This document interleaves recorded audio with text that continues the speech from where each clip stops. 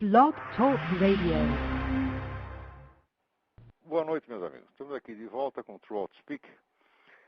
Desta vez, sob a inspiração desta frase presidencial lembrada ontem pelo Lucas Mendes do Manhattan Connection, que diz que a cabeça é redonda para as ideias circular. Tá certo? Então, né, vamos botar isso aí, botar as nossas para circular. Começando aqui com até um pedido pessoal aqui.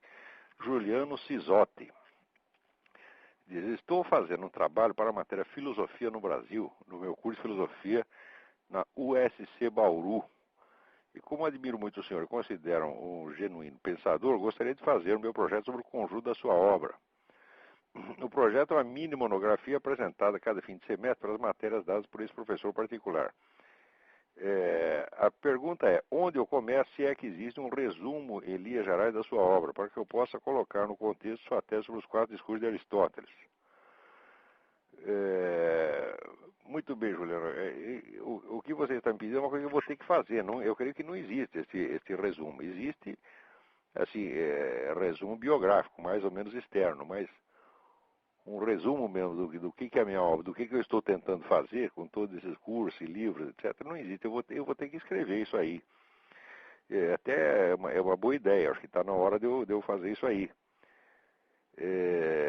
Eu vou ter que entrar em contato com você depois, através do seu e-mail, e talvez lhe dar o meu número de telefone e você ligar para mim e a gente conversar. Talvez eu possa até depois aproveitar alguma coisa desse resumo ou lê-lo aqui neste programa. Eu creio que de algum modo, para todos os ouvintes, sobretudo porque são meus alunos e ex-alunos, seria uma coisa interessante, porque eles também precisam se mapear no conjunto desse...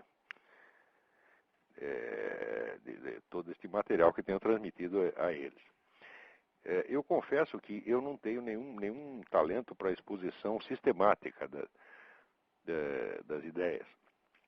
Eu vou expondo à medida que a circunstância sugere aquilo, tá certo? Ou em resposta a algum estímulo do momento, tá certo? Graças a isso, o conjunto que eu fiz é enormemente fragmentário. Tem transcrições de cursos, tem um monte de artigos, tem livros publicados e semi-publicados. E mesmo no que diz respeito aos assuntos, a coisa também é um pouco dispersa. Tem várias linhas de investigação que eu comecei, depois abandonei.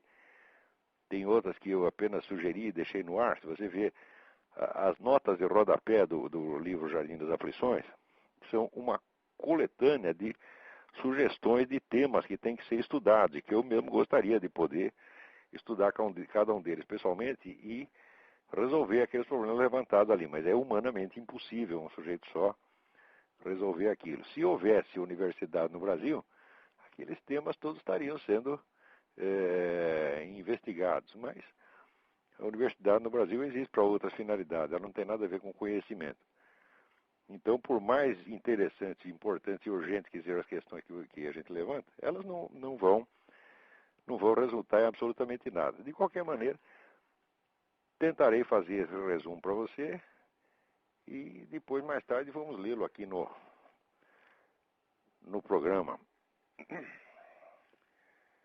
Vamos lá. Agora, Marcelo Pinho dos Santos.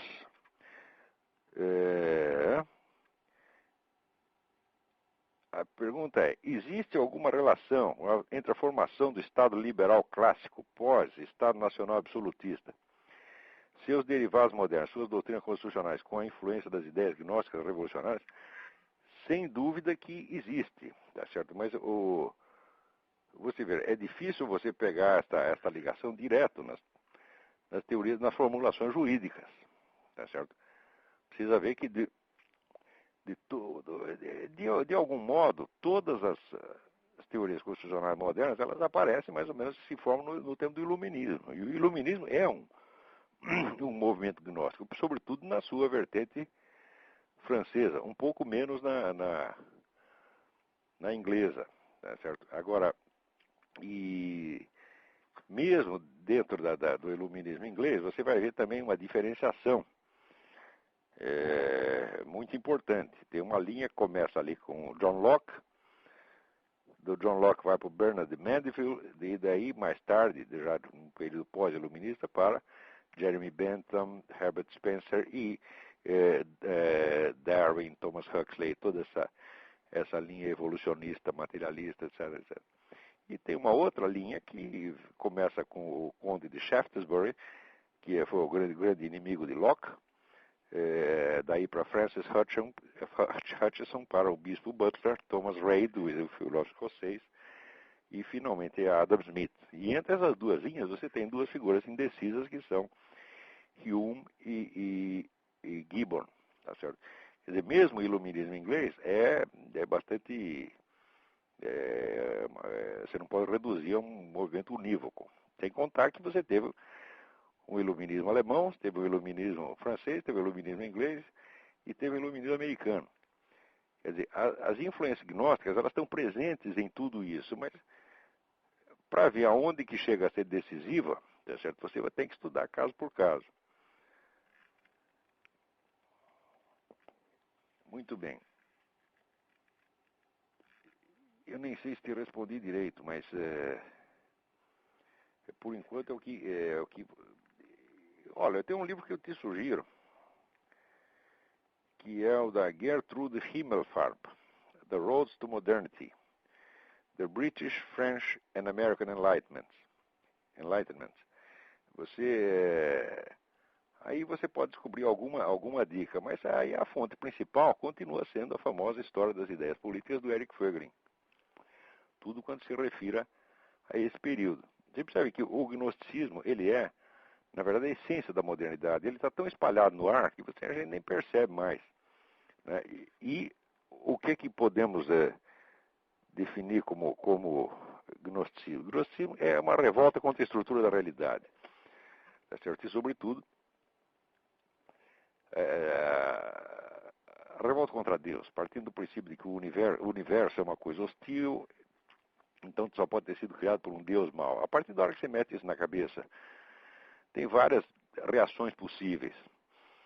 Quer dizer, uma delas é você criar uma igreja agnóstica, você criar um culto, vamos dizer, do Deus bom em oposição ao Deus mau. Quer dizer, haveria dois criadores, de acordo com a linhagem gnóstica originária. Quer dizer, existe um Deus puramente espiritual e existe abaixo dele um demiurgo maligno que criou o mundo. Criou só para ferrar com a gente. Então, nós teríamos que transcender o Deus demiurgo e chegar ao Deus puramente espiritual. Essa é uma linha possível. A outra linha é exatamente a que vai ser tomada pelo iluminismo, tá certo? De que o mundo tem que ser refeito pela humanidade, de que existe um defeito fundamental na estrutura da realidade e de que o homem tem que tomar a iniciativa de consertar o mundo. Todo o iluminismo, no fim das contas, é isso, em grau maior ou menor. Quer dizer, aí você vai ter desde vamos dizer, o radicalismo total, a inversão total, que você vê no Marquês de Sade, até vamos dizer, o iluminismo moderado, como esse da linha Shaftesbury, Hutcheson e Thomas Reid, que vai, vamos dizer, ser uma grande influência aqui nos Estados Unidos. Você veja, nesse livro da Gertrude Himmelfarb, ela destaca que a grande diferença entre o iluminismo francês e o inglês é que na França o conceito predominante era a razão. Quer dizer, a razão deveria destronar todas as tradições, tá certo? E reinar soberana construindo um mundo totalmente novo a partir de si mesma.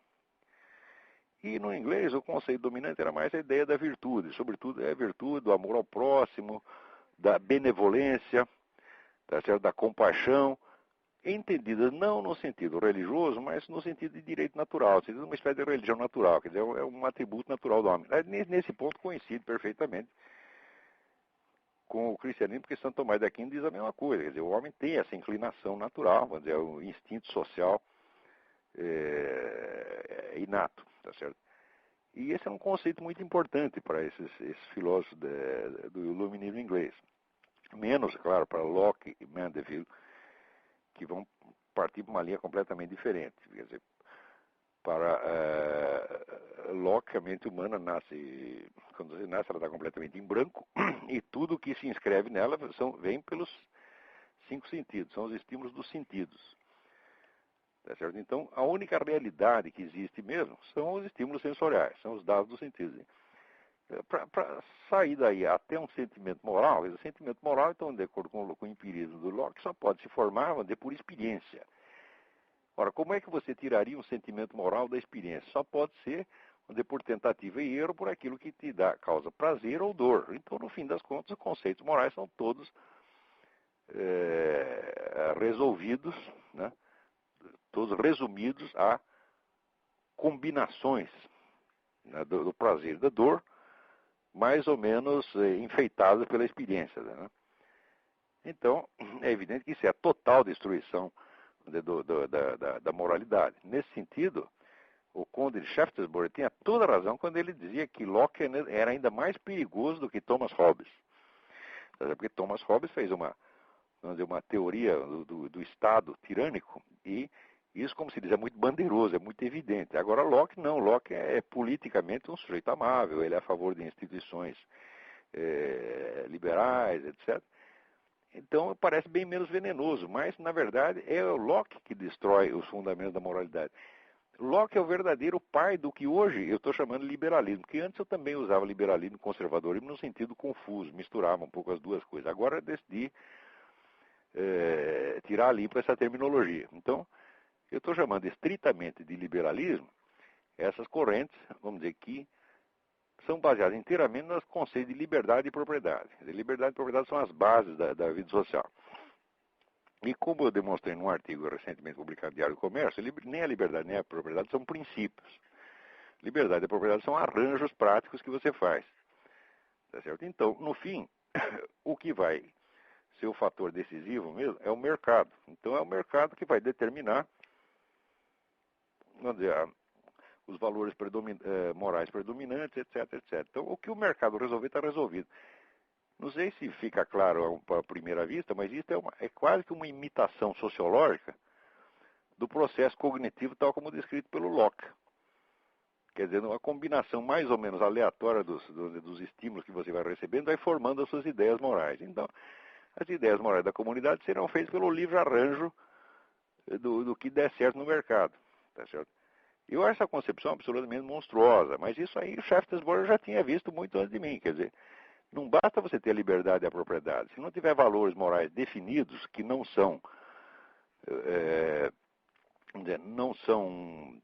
estão sujeitos às oscilações do mercado, o próprio mercado ele vai comer o pouco de valores existentes. Entendeu?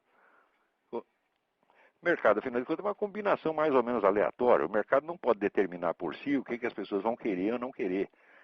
Tá certo? E se o que elas querem é, por sua vez, baseado numa psicologia lockeana de prazer e dor, bom, o resultado vai ser a destruição total do que nós entendemos por civilização. Esta é uma corrente que existe.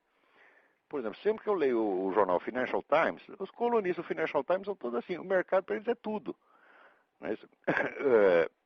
Você vê, quando aparece o Milton Friedman dizendo que precisa liberar as drogas, porque o mercado resolve tudo. Né?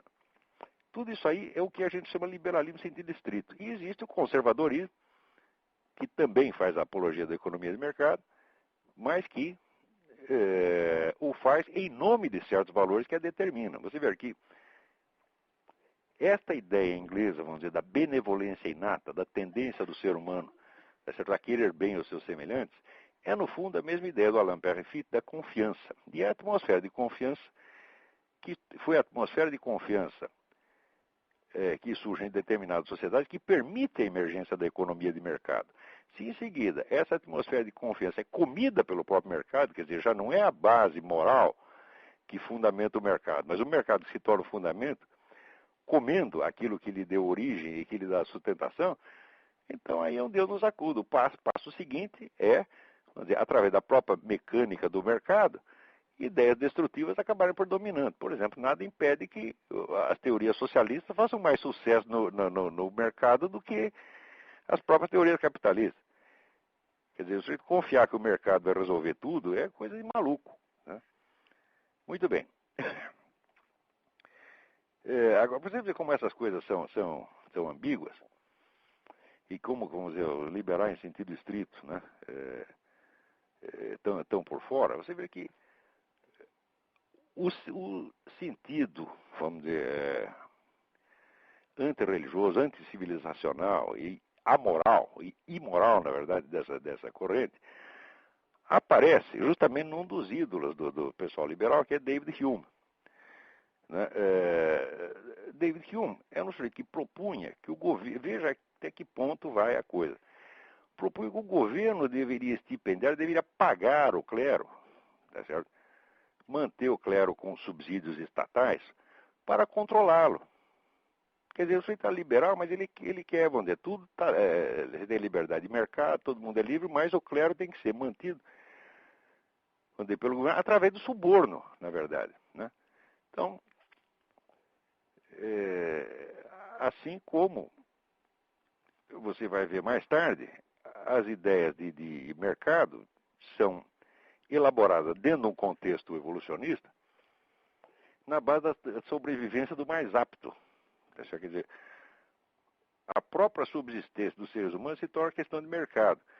Daí você parte, por exemplo, para esse negócio do comércio de órgãos, tá certo? Ou para a pedofilia. Quer dizer, se a pedofilia for aceita no mercado, está tudo bem. Você não tem como resistir a essas coisas em nome do mercado. Veja, o mercado subentende a existência de valores, tá certo? Que ele mesmo não determina. Isso é muitíssimo importante. A origem dos valores não é o mercado. Tá certo? Se nada tivesse valor, nada seria comprado nem vendido. As pessoas compram e vendem porque acreditam que as coisas têm algum valor. Tá certo? O motivo delas crerem nisso não faz parte da ciência econômica. É uma coisa totalmente alheia à economia. Resultado, você não pode compreender a sociedade a partir da economia, justamente porque a economia começa com a realidade do mercado, a realidade do comércio. Né? Compra e venda. Então, se não há compra e venda de nada, você não pode falar em economia, tá certo? É economia de mera subsistência. Mas a partir do momento que você tem o mercado, então, o fator decisivo são justamente os valores. E os valores estão fora do estudo econômico. Por isso que eu acho engraçado.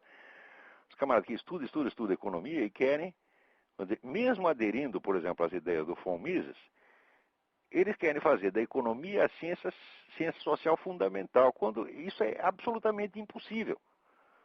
Tá certo? Porque a economia, vamos dizer, é uma ciência que vai estudar racionalmente a produção, circulação, distribuição, comércio de bens. Tá certo? Mas ela não determina, né? Ela não estuda por que os homens fazem isso, por que os homens querem este bem ou aquele bem. E essa é justamente a questão fundamental.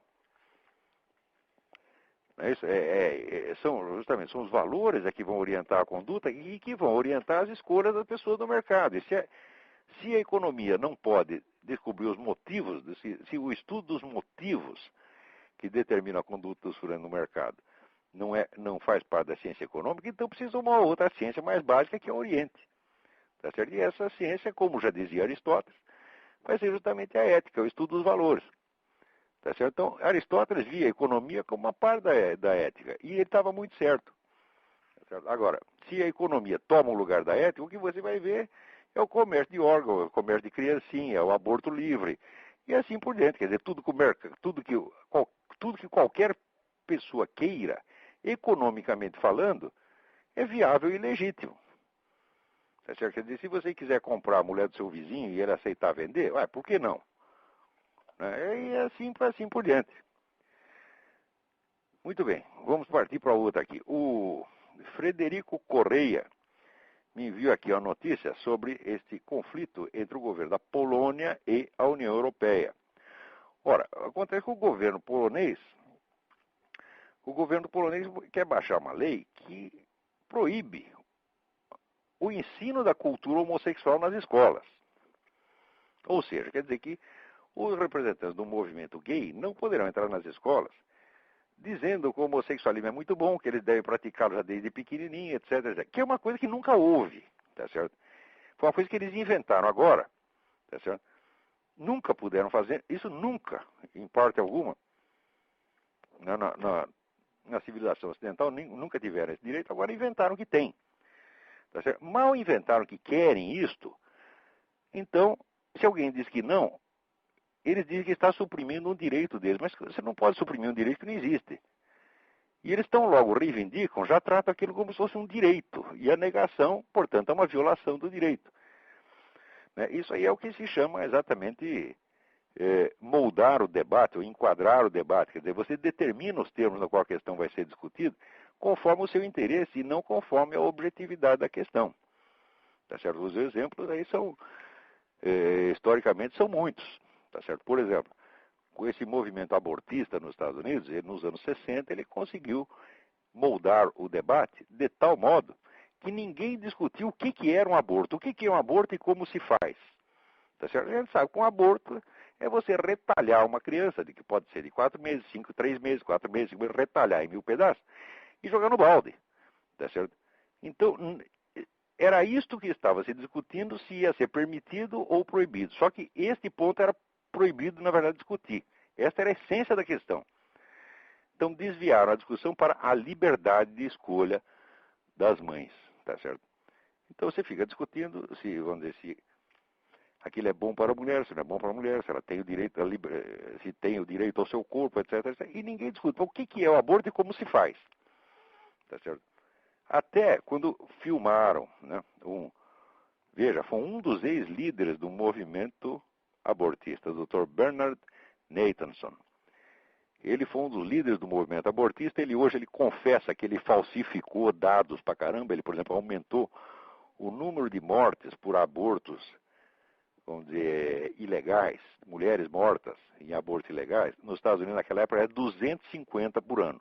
Ele divulgou que eram 10 mil, para dar uma ideia de epidemia.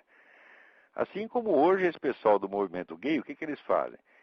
Né? Qualquer homossexual, o sujeito que é assassinado e é homossexual, eles dizem que foi crime de ódio, que o sujeito foi assassinado por ser homossexual. Agora, quando o assassino é homossexual, é proibido mencioná-lo porque já é discriminação.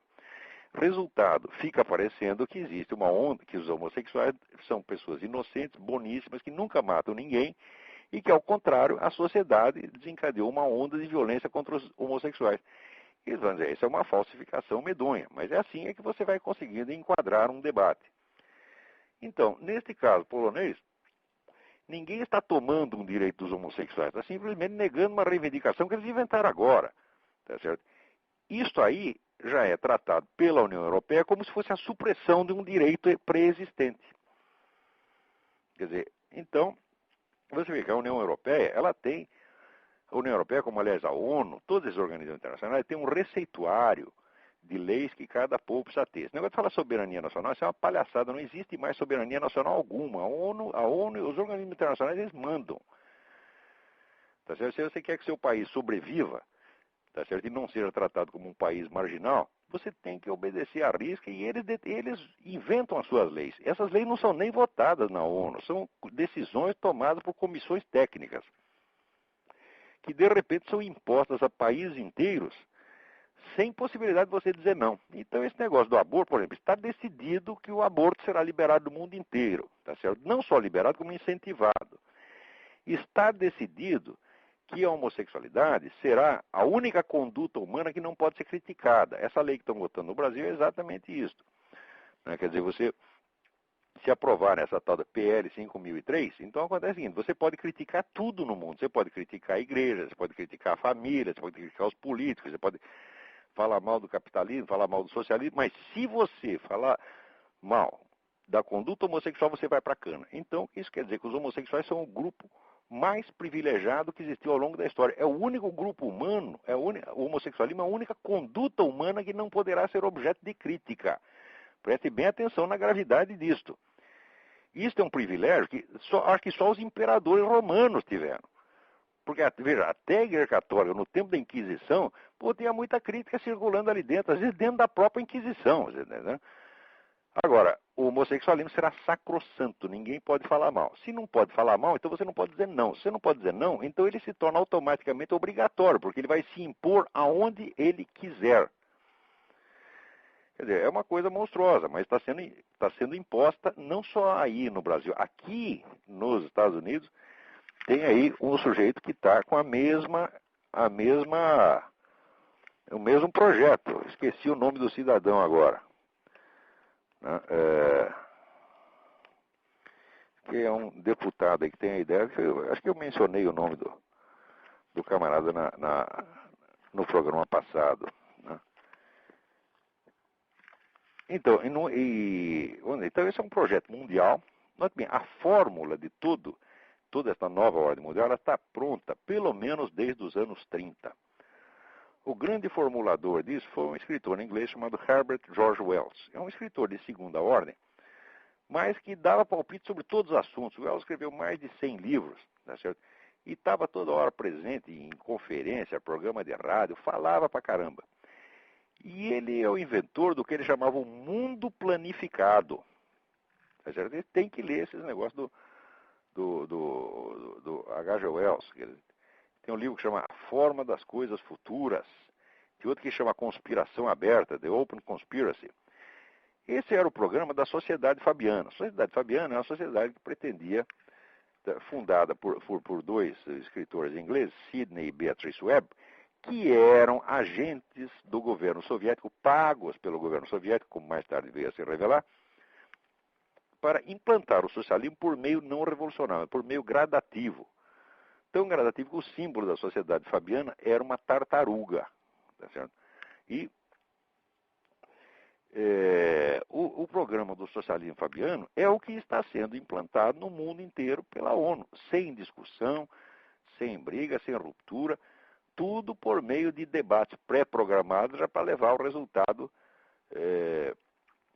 previsto. Quer dizer, isso está sendo imposto de uma maneira, é a prepotência branca, porque que é a forma mais cínica e mais terrível de prepotência, porque o sujeito faz, te obriga a fazer e diz que não está obrigando, que não está fazendo, que você está fazendo o que quer. Tá certo? Não é só nessa questão do homossexualismo, não, nem milhares de outras questões. Vocês viram. Aqui tem uma notícia, né, de que na Alemanha, tá certo, que é um país central ali da comunidade europeia, a Alemanha é o próprio espírito da comunidade europeia. Na Alemanha, uma menina, Melissa Buzekros, da cidade de Erlangen, da Bavária, foi tomada de seus pais pelo governo. Por quê? Porque eles estavam fazendo homeschooling com a menina. Quer dizer, fez homeschooling, o governo simplesmente tomou o filho. Ora, a mesma coisa aconteceu aí no Brasil para um amigo meu, que está sendo, nesse momento, está sofrendo perseguição, tá certo? Tem um monte de processo nas costas. Por quê? Porque estava fazendo homeschooling com a criança. Tá certo? Então, isso quer dizer que o chamado pátrio poder, tá certo? Ele não é mais um princípio de direito natural, ele é uma concessão do Estado. O Estado tira quanto quiser. Não é que você nasce com aquilo, tá certo? E no caso de um crime, tal, o Estado pode tirar. Não. Você nasce sem isso. O Estado é que te atribui o pátrio poder. Você tem pátrio poder como se fosse um funcionário público. Tá certo? Então, o Estado pode tirar, não em caso de crime, mas em simples caso de uma divergência com relação aos programas educacionais. Tá certo? O Estado impõe, isso aí impõe, vamos dizer, a educação estatal obrigatória, ele impõe a proibição de falar do movimento gay, tá certo? Ele vai impor a eutanásia, ele vai impor a pedofilia, prestem bem atenção no que eu estou falando, a pedofilia antes de 10 anos não apenas estará liberada, mas haverá a mesma reivindicação de que você não pode sequer chamar o pedófilo de pedófilo, porque isso vai ser chamado hate speech. Quer dizer, isso é um termo preconceituoso e ofensivo. Vai ter que inventar algum termo mais bonito para chamar os pedófilos. Isso aqui já está sendo implantado. Isso é um movimento, um grupo de pressão importante. Tá certo? E existe muito encavalamento entre as duas coisas. Quer dizer, por que fazem tanta questão, o movimento gay faz tanta questão de penetrar nas escolas? Então pode ter certeza que no meio deles tem um monte de pedófilo lá infiltrado que já está pensando em arrumar clientela. E os organismos internacionais servem a isto. Quer dizer, é o projeto do mundo planificado. Ele vem junto com a destruição de todos os valores e princípios morais construídos ao longo de milênios da civilização, sendo substituídos por um projeto maluco inventado por utopistas, por intelectuais de quinta categoria, como esse Herbert George Wells. Tá certo? Muito bem. Deste projeto, agora acontece que o projeto da nova ordem mundial, ele cruza com o projeto de dominação islâmica, porque os muçulmanos têm o seu próprio projeto. Quer dizer que o Islã quer dominar o mundo, isso não é eu que estou inventando, isso é declarado. Tá certo? Tudo quanto é pronunciamento de governante islâmico, de líder islâmico, ele diz exatamente isso. Nós vamos dominar tudo, vocês podem tirar o cavalo da chuva. Tá certo? Quer dizer, eles não escondem isso aí. Isso não é uma interpretação que eu estou fazendo, isso é um fato. Tá certo? Agora, acontece que o projeto de nova ordem mundial ele tem que fazer um arranjo, de alguma maneira, com o Islã. Tá certo? Vamos dizer que a nova ordem mundial ela compete com o Islã do ponto de vista, vamos dizer, geoestratégico. Mas está de acordo com o Islã num ponto muito importante, que é a aliança dos dois contra o cristianismo. Então é muito importante, vocês veem que isso acontece na Europa Ocidental, acontece aqui, que esse pessoal que está no poder, essa elite do establishment, que quer implantar o governo mundial, eles fazem tudo para favorecer o avanço islâmico, tá certo? E para destruir ou criminalizar o cristianismo. Veja esse caso que aconteceu aqui. O juiz também na Alemanha, tinha que ser na Alemanha. Um sujeito estava batendo na mulher, né, e a mulher acabou reclamando, pedindo divórcio. Bom, quando o problema foi para a justiça, descobriu-se o quê? Que o cidadão era muçulmano, tá certo? E como o Corão autoriza o nego a bater na mulher, então a juíza alemã da cidade de Frankfurt, tá certo? Decidiu que a guarda do filho ia ficar com o pai, porque o pai estava em todo o direito de bater, porque é o que? É o multiculturalismo, cada um de acordo com a sua cultura, exceto se você for cristão. Se você é cristão ou judeu, você não tem direito à sua cultura, mas se é muçulmano, você pode, em plena Alemanha, num regime constitucional moderno, viver de acordo com as regras do Corão e pode, portanto, bater na sua mulher, tá certo? Então, o Corão foi citado pela juíza como fonte do direito. O Corão agora se tornou fonte do direito, né? Retroativamente. O Corão se tornou das fontes do direito ocidental. Aqui nos Estados Unidos também acontece a mesma coisa. Se você é muçulmano, você tem todos os direitos, você tem todas as vantagens, e os outros não. E ainda esses desgraçados se queixam que são discriminados. Ora, não tem um caso aqui nos Estados Unidos onde você vê que o sujeito foi perder emprego por ser muçulmano. Mas cara que perdeu emprego por ser cristão, tem muitos, inclusive por empregos oficiais, na Marinha, né, em escolas públicas. Quer dizer, é uma perseguição aberta. Tá certo? Mas se é muçulmano, não. Muçulmano é muito bem tratado. Então, existe uma competição entre as duas novas ordens mundiais, a ocidental e a islâmica, no plano internacional. Mas dentro do Ocidente, eu acho que elas são amiguinhas, porque aqui mesmo, os Estados Unidos faz guerra com o pessoal radical islâmico lá no Iraque, tá certo? Mas aqui dentro, os islâmicos são favorecidos em tudo. Mesmo pessoas que têm ligações com terroristas, como esse deputado Ellison, que fez o juramento sobre o Corão. Hoje está provado que o nego tem ligação com o terrorismo. Não interessa, se é muçulmano é privilegiado. Parece que tem alguém aí na linha querendo falar. Alô? Alô? Alô, quem está na linha? Alô, Olavo? Eu? Olavo, aqui é o da Voz de Carvalho, de Belo Horizonte. Peraí, eu não estou te Alô? ouvindo.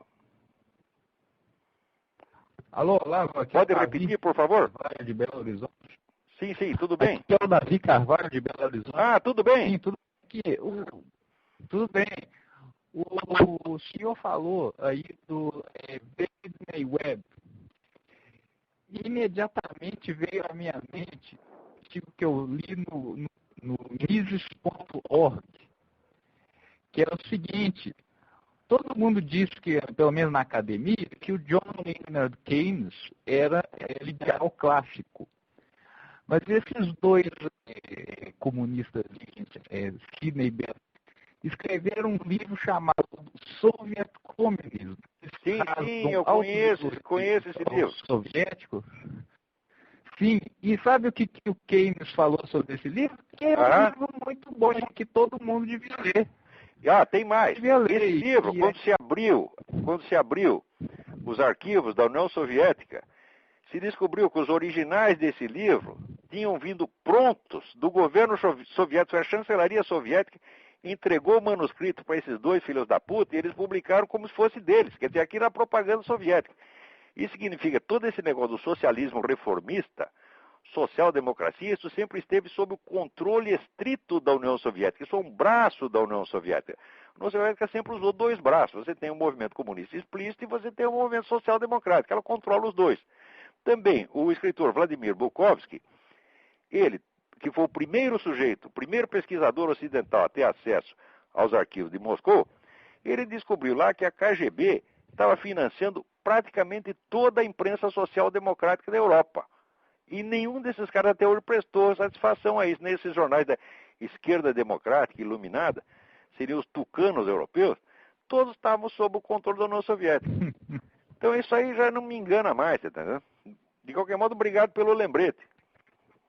Aqui, se as pessoas quiserem ver o artigo sobre o Keynes, vão no Mises.org e procure o artigo Keynes, ou seja, Keynes e os Vermelhos, ok? Keynes e os Vermelhos. Excelente, muito obrigado pela dica. www.mises.org. É uma página excelente. Muito obrigado, David. Tchau. Muito bem, vamos ver aqui. Antônio, peraí, tem mais gente aí na linha? Vamos ver, quem está aí? Alô? Alô? Dá uma batidinha no mouse, dá uma batidinha. Alô, quem está na linha aí?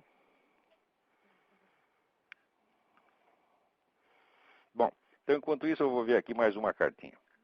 Olá. Alô, alô? É o Flávio. Oi, tudo bem, Flávio? Tudo bem. É o seguinte, eu gostaria de saber a sua opinião a respeito da maioridade penal.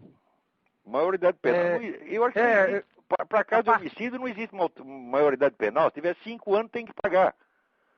Isso, exatamente. Coisa mais óbvia, O Brasil é o país que tem a mais alta maioridade penal do mundo. Quase todo mundo é 11, 12 anos, 14, no máximo 14 anos.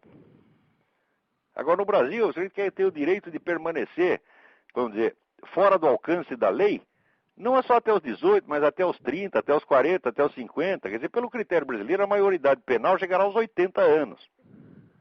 A não ser para fins de como é que se diz, de crimes fiscais. Quer dizer, se você sonegou imposto de renda, tu vai pra cana, tá certo? Agora, se é crime de homicídio, a vida humana não vale nada mesmo, sobretudo vida de brasileiro, pode matar 50 mil por ano, tá certo?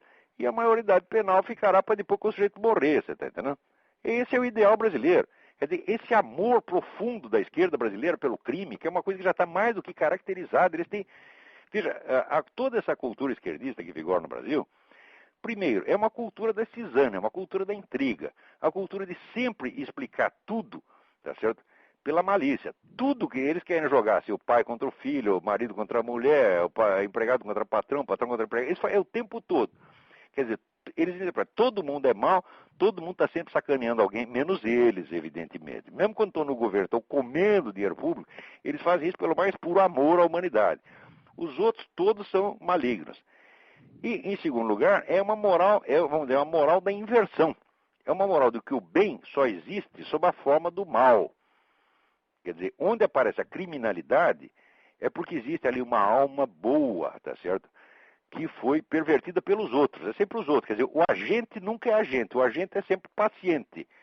Quer dizer, o sujeito matou o vizinho, então não foi ele que matou o vizinho, fomos nós que o maltratamos de alguma maneira e ele se tornou assassino. Portanto, o autor do crime não é ele, somos nós. Esta moral invertida, esta é a essência do esquerdismo mundial.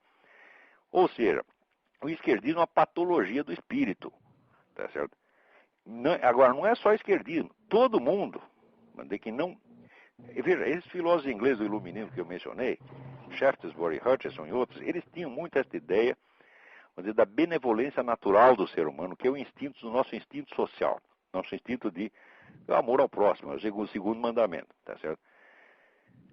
Se você abole isso, tá certo? E você quer resolver tudo na base, por exemplo, do mercado, você está fazendo a mesma coisa que os esquerdistas, você é tão assassino quanto eles, tá entendendo? Aliás, você está ajudando, porque onde quer que essas ideias amorais imperem, tá certo? O esquerdismo vai sempre levar vantagem, tá certo? Porque a atividade mais constante do esquerdismo é propaganda e mentira. Então eles vão ser sempre vantagem no mercado. Pô. Não sei se isso responde a sua pergunta aí. Responde. Hoje existe algum movimento dentro da Igreja Católica que esteja se opondo a esse, no Brasil no caso, a esse esquerdismo que vem acontecendo dentro da própria igreja, vem acontecendo algum movimento que você tenha conhecimento, que você Não. respeite? Esse pessoal da igreja no Brasil é todo mundo. Quem não é molenga é traidor. Porque, olha, o apóstolo dizia, nossa luta não é contra a carne e o sangue, é contra os principados e as potestades das trevas. Eu só vejo padre abrir a boca para falar ou tá certo, a favor do comunismo, quer dizer, a favor das potestades, tá certo? Ou para falar contra a carne e o sangue. Tá certo? Quer dizer, ou às vezes vem com um moralismo sexual perfeitamente, vamos dizer, desproporcional, tá certo? Quer dizer, não é possível que, dentro dos milhares de problemas do mundo, o maior problema é ser que os garotos de 12 anos estão tocando punheta, tá certo? A gente vê muito padre preocupado com isso. Agora, os principados e as potestades podem fazer o que quiser, que bispo nenhum vai levantar a voz, você está entendendo? Quando levanta assim, com 50 anos de atraso, quando o mal já tomou, né, a área toda, então, olha, esses bispos, esses caras não têm perdão não, você está entendendo? Estão todos vendidos. E não é só bispo, não. Pessoal da igreja evangélica também, porque já está a TV Record passando novela de viadagem. Né? E além disso, está tudo trabalhando para o PT. Você está trabalhando para os principados e potestades. E depois você vai lá no púlpito, tá certo? Para dizer que a menina que se esfregou no vizinho, no garoto lá, é sem vergonha, que ela vai para o inferno, que ela tem que se arrepender os irmãos, etc. Tudo isso é monstruoso. Por quê? Qual é o primeiro mandamento? Amar a Deus sobre todas as coisas. Então, Deus começa o ensinamento moral dele nos ensinando o princípio da hierarquia. As primeiras coisas primeiro. Tá certo? Qualquer violação, vamos dizer, da hierarquia dos valores vai diretamente contra o primeiro mandamento. Porque se é preciso amar a Deus sobre todas as coisas, daí seguem-se de maneira escalar os outros mandamentos. Tá certo? Então, o princípio da moralidade é o princípio da ordem moral, quer dizer, da hierarquia moral.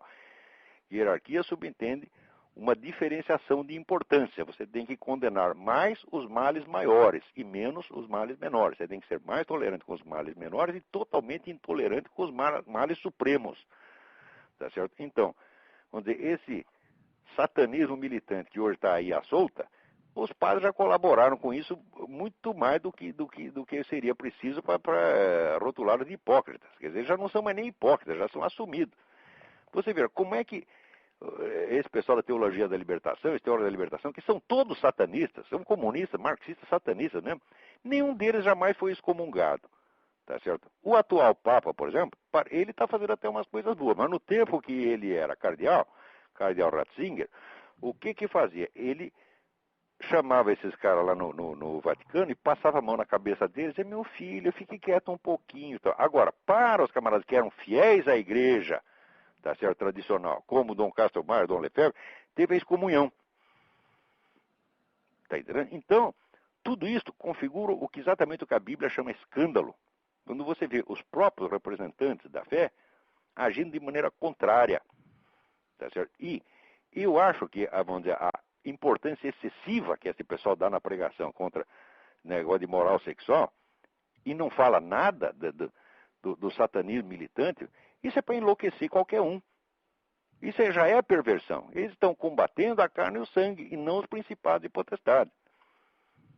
Está entendendo? Eu acho que hoje parece que eles confundem, muitos padres hoje confundem Marx com Jesus. Né? Bom, já chegaram a esse ponto, então já está totalmente pervertido. Eu já ouvi isso. Com um cara desse não se pode mais nem falar. Tá certo? Eles ainda querem ser tratados com respeito. Respeito nada, tem que ter uma cuspida no olho. E aquela antiga a TFP, hoje ela não, acho que não existe mais. Ela era um movimento desse tipo, mais conservador, mas... Não entendi a sua pergunta. A TFP, no caso, quando ela existia, eu não sei se ainda existe, ela era um movimento já voltado, mais conservador, não era? Sim, mas era um moralismo muito estreito. Agora, veja, aqui nos Estados Unidos, eu vi o pessoal da TFP, aqui a TFP nos Estados Unidos amadureceu, porque ela conversa até com protestante. Aí no Brasil eu queria mandar todos os protestantes para o inferno, tá entendendo? Mas, de tanto apanhar, aprendeu que tem que ser mais tolerante, que tem que ser, não pode ser aquele negócio tacanho, tá entendendo? Então, não quer dizer que fossem pessoas más. Eu acho, por exemplo, o príncipe Dom Bertrand, que era um dos líderes da DFP, eu acho uma das melhores pessoas que tinha no Brasil, tá certo? Mas, na vida prática, era um pessoal que não tinha noção prática nenhuma, entendeu? Eles eram muito estratosféricos, muito teóricos demais, muito rígidos. Outra pessoa que só pensa em ideias e não entende o mundo real, fica com uns esquemas que não funcionam. Agora, a TFP levou uma entortada no Brasil, né, que foi quase destruída, tomaram todas as propriedades dela. Tá? Então, às vezes o sofrimento ensina. Tem que ser, primeiro, eles têm que aprender que aquele Plínio Correia de Oliveira era muito inteligente, mas não era um profeta, não é tão grande quanto eles dizem. O livro de Revolução contra a Revolução tem muitas ideias excelentes, ele era um intelectual de verdade, era um estudioso, mas não é aquela obra suprema que eles imaginam. Quer dizer, não é para construir uma seita em torno do cara, tá entendendo? Quer dizer, a TFP tem lá seus méritos e deméritos, tá entendendo? Na essência, eles eram cristãos e tinham boa intenção. Na maneira de conduzir as coisas, eu acho que eram todos malucos, né? Mas, veja, eu não gosto de bater em quem está apanhando. Tá entendendo? Sim. Então, na hora que a TFP, no tempo que os comunistas estavam sendo perseguidos, tá certo? Eu não podia falar mal deles. Mesmo que eu tivesse contra, eu calava minha boca, tá certo? E hoje eu não vou falar mal da TFP, não. A TFP está muito por baixo. Quando eles ficarem mais fortinhos, daí a gente critica eles. Não bate, não. Sim. Tá bom? Então, isso responde a sua pergunta? Muito bem. Muito tá obrigado, bom. Olavo. Vou passar para outra aqui. Ok. Um abração. Tchau, tchau. Um abração, muito obrigado. Aqui temos uma carta do Antônio Langara. Alguns estudiosos costumam chamar a atenção para as numerosas convergências e pontos de contato, normalmente no que diz respeito a inteligência universitária, que existiria entre a Rússia pré-revolucionária do final do século XIX e o Brasil contemporâneo. Confesso que sempre julguei tal paralelo uma tremenda forçação de barra, uma vez que a Rússia jamais exerceu qualquer influência sobre a formação histórica do nosso país. Não obstante, comecei a ler há algumas semanas o romance Os Possessos, de Dostoiévski. E estou profundamente impressionado com a espantosa semelhança, tanto no que diz respeito à esfera psicológica, quanto no plano do discurso. Ora, isto aqui, Antônio, é a pura verdade. E note bem, a semelhança não tem nada a ver com a influência da Rússia, mas tem um fator mediador que estava presente na Rússia e no Brasil, que é o movimento revolucionário internacional. Veja, o movimento revolucionário internacional, ele já desde a década de 30, ele foi conquistando posições na cultura brasileira até o ponto de se tornar, durante os anos 50, vamos dizer, até 80, ele era a força dominante e hoje é a única. Quer dizer, você não tem uma intelectualidade não esquerdista, você tem intelectuais não esquerdistas soltos e marginalizados, quase sem voz. Tá certo? Mas a cultura, na sua totalidade, é a cultura do movimento revolucionário. Não digo que seja explicitamente comunista, porque o movimento revolucionário tem várias etapas. Eu já expliquei que ele tem a etapa iluminista, depois tem a etapa romântica, depois tem a etapa marxista, a etapa anarquista, depois tem a etapa modernista. São várias etapas que vão, vamos dizer, como camadas geológicas, né? Isso, como acontece com a camada geológica, quando você tem um terremoto, abre a camada de cima, aparece a camada de baixo. Então, o movimento revolucionário tem sempre, vamos dizer, umas ondas retrô. Você está entendendo? Quer dizer, a ideia, quando fracassa a ideia revolucionária mais da moda, reaparece a anterior com nova cara. Às vezes reaparece porque as pessoas não sabem que aquilo é antigo. Né? Quer dizer, aparece, por exemplo, hoje está a moda de neomaterialismo, aí com esse Richard Dawkins, esse Daniel Dennett e aqueles bobocas todos que repetem, bobocas todos liberais que repetem isso lá no Brasil. Ora, isto aí é um discurso que repete exatamente o do materialismo cientificista do século XIX. Os argumentos são os mesmos, igualzinhos. Só que os caras repetem, porque eles ouviram agora, eles nem sabem que isso vem do século XIX. Então você está repetindo uma coisa de 100 anos atrás, mas ele pensa que é de agora. Ele pensa que, às vezes, eles pensam que foram eles mesmos que descobriram.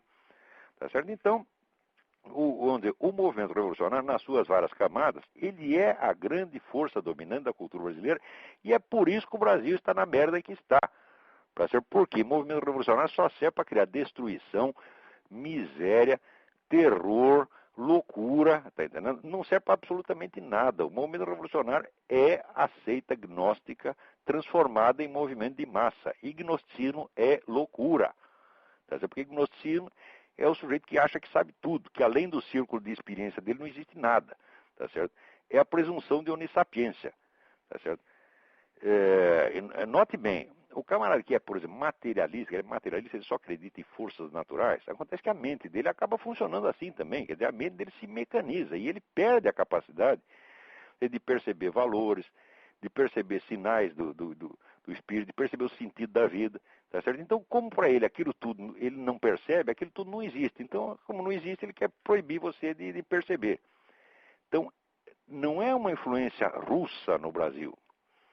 É a influência do movimento revolucionário que, vamos dizer, influenciou a Rússia de uma maneira e o Brasil de outra. As diferenças, vamos dizer, são várias, mas tem algumas que são mais importantes. Em primeiro lugar, aquela inteligência russa do século XIX, ela lia livros. Era gente, às vezes, bastante culta, tá certo?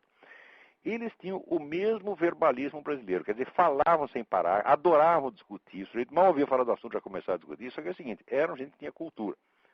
E segundo, eles tinham, vamos dizer, uma mentalidade religiosa. Uns eram religiosos mesmo, outros eram messiânicos. Eles viam a revolução como uma espécie de religião e eram pessoas crentes. E no Brasil, a inteligência, ela tem duas coisas. Primeiro, ela é inculta, tá certo? O intelectual brasileiro não lê livros. Quando lê um livro por ano, tá certo? Ele tem assunto para falar o resto da vida dele. Tá certo? Quando você vê aí esses camaradas tipo Emir Sader, Fausto Wolff, etc., esses camaradas não leem coisíssima nenhuma. Entendeu? Eles ignoram toda a cultura do Ocidente e mais alguma coisa. Entendeu? Em segundo lugar, os brasileiros não são crentes, eles são cínicos e aproveitadores. Tá certo? Os brasileiros são muito mais picareta. Então, um romance de Dostoiévski, por exemplo, naquelas discussões de que aqueles personagens do Dostoiévski varavam a noite discutindo maluquice, né? As maluquices do que se discutia no Dostoiévski, aqueles personagens discutiam, eram muito parecidos com as discussões reais da inteligência russa, tá certo? E eram questões de uma dramaticidade imensa. E se fosse no Brasil, seria o quê? Seria exatamente o contrário. Seriam questões absolutamente idiotas, sem importância nenhuma. Mas a verborragia seria a mesma, a quantidade de álcool consumida seria a mesma, só que no Brasil também teria a maconha, né? Porque o brasileiro, vamos dizer, já é verbalista, e a maconha, ela diminui a capacidade de percepção e aumenta a capacidade de associação verbal. Porque o sujeito associa verbalmente qualquer coisa. Depois ele esquece tudo, é tudo uma bobagem. Então, seria no Brasil os debates seriam regados à maconha. Uma vez, eu estava na Bahia, dei uma hora, daí me convidaram para um debate. Vamos fazer um debate na casa do Floriano, um grupo estudante. Chego lá, tem uma mesa comprida, e um monte de estudantes, uns 20, sentados de cada lado, cada um enrolando seu cigarrinho de maconha e se preparando para o debate. Agora você imagina que debate podia sair. Eu falei, não vai ter debate nenhum, eu vou dormir, porra. E acho que vocês devem fazer a mesma coisa. Fuma aí seu cigarrinho de maconha e vai dormir, porra. E eles também acharam que era melhor. Então, é isso aí, Antônio. Vamos lá. Vamos ver o que mais temos aqui. Tem um rapaz que fez uma pergunta dramática aqui sobre o Islã, mas eu não estou achando a carta dele. Tem tanta carta aqui que até a gente se perde.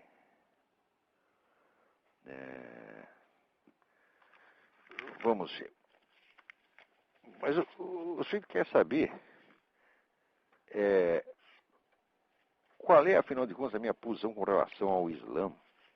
Porque ele disse que anos atrás eu disse para ele que a tarica do Fritjof Afron era uma tarica, vamos dizer, autêntica, quer dizer, ligada realmente à tradição islâmica.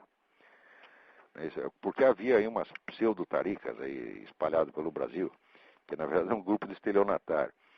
Então o camarada me perguntou, falando, não, essa aqui ela tá ligada à tradição. Hoje eu vejo que ela é ligada à tradição, mas não é uma tarica tão ortodoxa. Existem outras taricas que a consideram um pouco herética, entre as quais, pelo fato de que, entre outros motivos, pelos quais o Fritjof Afron levava, enquanto viveu, levava um pouco demais a sério a sua teoria sobre a unidade transcendente das religiões.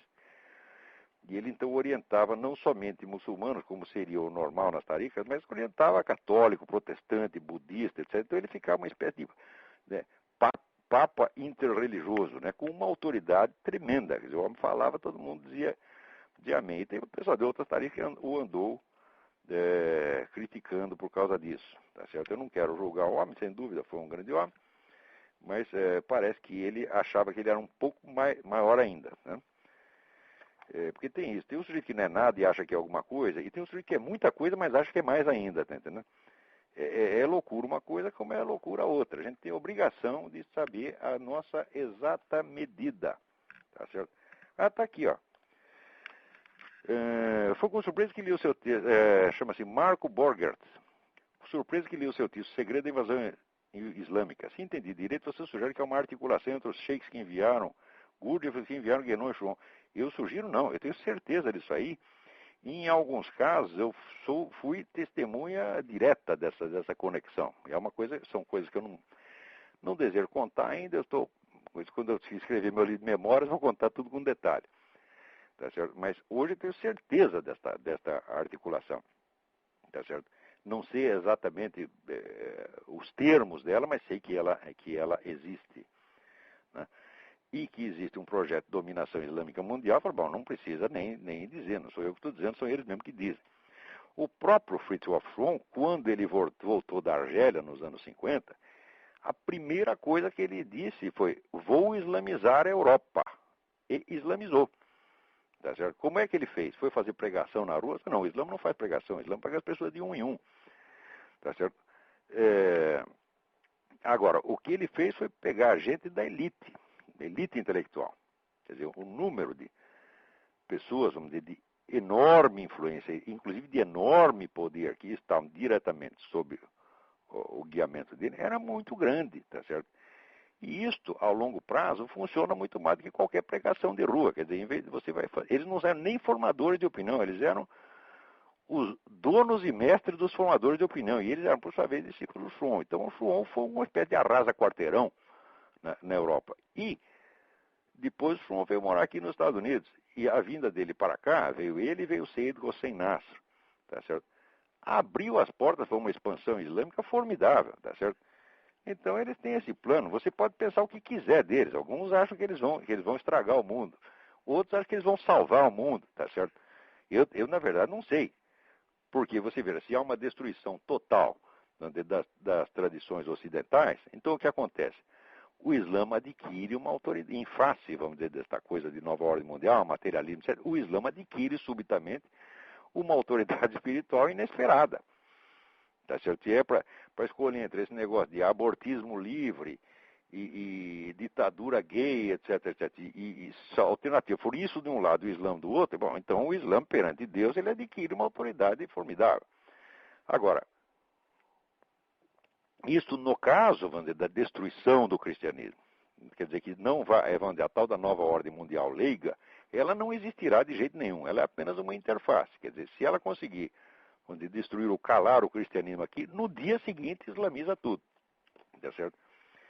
Eu já disse que eu não sou idiota o suficiente para ter opiniões favoráveis ou desfavoráveis às civilizações inteiras. Quer dizer, eu estou tentando entender o que acontece e só. Né? Agora, note bem, brasileiro sempre quer uma posição pró e contra. Quer dizer, você é obrigado. Tem aquela famosa história do sujeito que mandou... Era o Natal, então o chefe de redação chegou para o redator e disse: escreve aí um artigo sobre Jesus Cristo. Daí o cara perguntou: é contra ou a favor? Né? Então, o brasileiro sempre tem que estar contra ou a favor, assim, em bloco. Então, as coisas não são assim. Agora, diz ele aqui que você já esteve envolvido com o socialismo, com Idris Shah, Gurdjieff, Schwan, etc. E foi descobrindo que eu fui abandonando cada um deles. Claro. Quer dizer, eu nunca, entrei em parte alguma, em organismo algum, tá certo, em organização alguma, esperando encontrar ali a verdade. Nunca, eu não sou idiota a esse ponto. Eu sou idiota no sentido de que eu preciso aprender devagarzinho. E tem muita coisa que não basta a leitura, eu tenho que ir lá para ver como é que é. Quer dizer, eu pago o meu conhecimento, quer dizer, com o meu próprio prejuízo.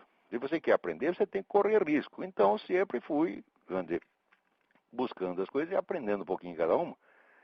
E aprendo e logo vou embora, porque não tem mais nada a aprender ali, entendeu? Nunca esperei que alguma me entregasse a verdade pronta na mão. Nem mesmo a Igreja Católica. Porque a Igreja Católica, ela te entrega a verdade está no credo. Você lê o credo, muito bem, só que agora você tem que entender o credo. Isso é o resto da sua vida. Quer dizer, isso não é uma transmissão de uma verdade, é a transmissão de um símbolo da verdade. E esse símbolo tem que ser decodificado transformado em discurso, transformado em prática, e aí que vai sendo aos poucos o conhecimento da verdade. Quer dizer, a verdade pronta ninguém vai te dar, nem mesmo a igreja, nem mesmo as igrejas. Agora, quanto mais uma sociedade Gurdjieff. Agora, o fato é que as outras pessoas entram nisso com um espírito muito diferente do meu. Eu entrei sempre com um espírito de aprendizado. Por isso eu entro por um lado, saio pelo outro e saio inteiro. Agora, as outras pessoas não. Quando entram no socialismo porque acreditam plenamente no socialismo. Daí quando o socialismo falha, meu mundo caiu. E daí tem que fazer 10 anos de psicoterapia. Tá certo? Fica todo traumatizadinho. Isso é viadagem, está entendendo? Não é assim que as coisas funcionam. Você tem que seguir a palavra do apóstolo. Experimentai de tudo e ficai com o que é bom. Não tenha medo de experimentar. Tá certo? Mas, e entre nas coisas, vamos dizer, sem prevenção. Entre de coração aberto. Tá certo? Disposto a pegar o que ali tiver de bom e largar o ruim e ir embora, porra. Tá certo?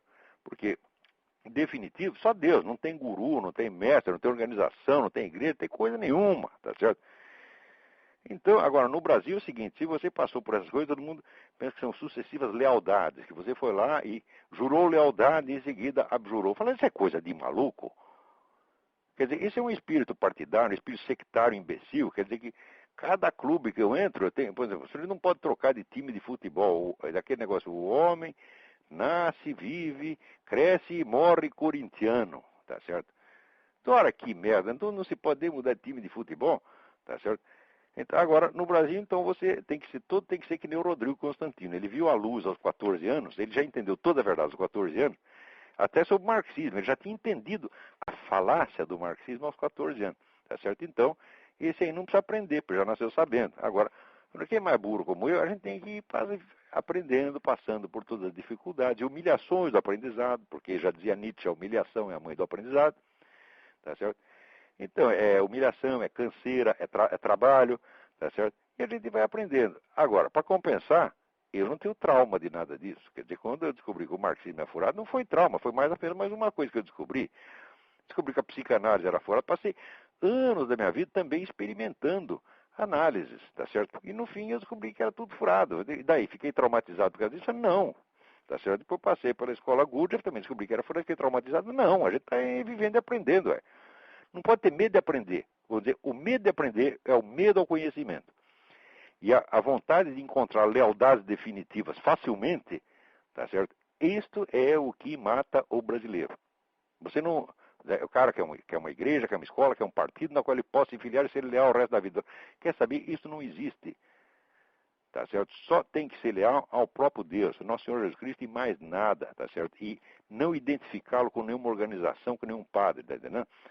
Nós estamos numa época em que cada um, quer dizer, sozinho, ele tem que pedir diretamente a Nosso Senhor Jesus Cristo.